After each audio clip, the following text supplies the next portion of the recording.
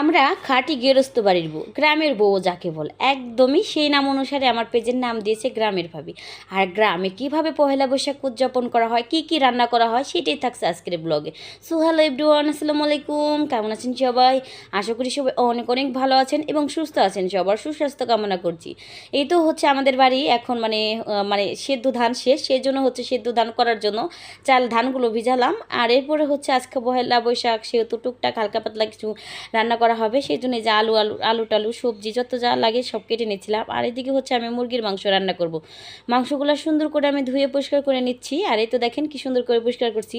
বিশ্বাস করেন, আমরা গ্রামের মানুষ, আমরা সাদামাটা জীবনযাপন করতে পছন্দ করি এবং সহজ সরলভাবে জীবনযাপন চলতে পছন্দ করি। যাই হোক, এই তো রান্নাবান্না করার সমস্ত প্রিপারেশন নিচ্ছি। রান্নাবান্না করে যদিও বা বিকেলবেলা ঘুরতে যাব, ওই ব্লগটা থাকবে পরের দিন।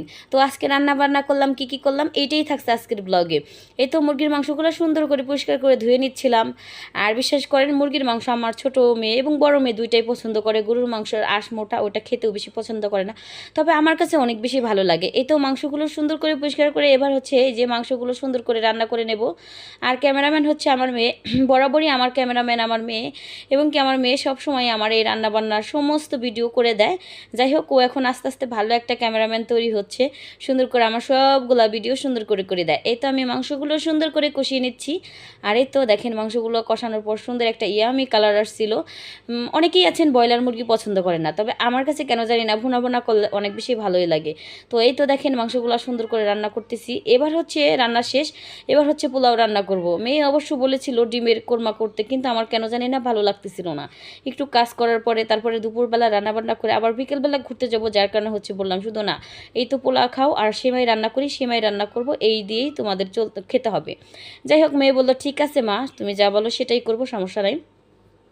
আর এই তো আমি পোলাও টোলাও রান্না করছিলাম। পোলাও রান্না করার পরে ওই যে পোলাও পরিষ্কার করে ধুচ্ছিলাম। এবার হচ্ছে এই যে সুন্দর করে ধুয়ে পোলাওগুলো রান্না করব।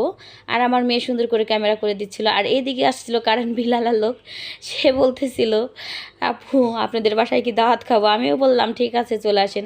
আসলে গ্রামের মানুষ যা হয় আর কি, গ্রামের মানুষ কিন্তু অতিথি আপ্যায়ন অনেক বেশি সেরা। তাকে বললাম, সে হয়তো থাকলো না, একটু দুষ্টামি করলো।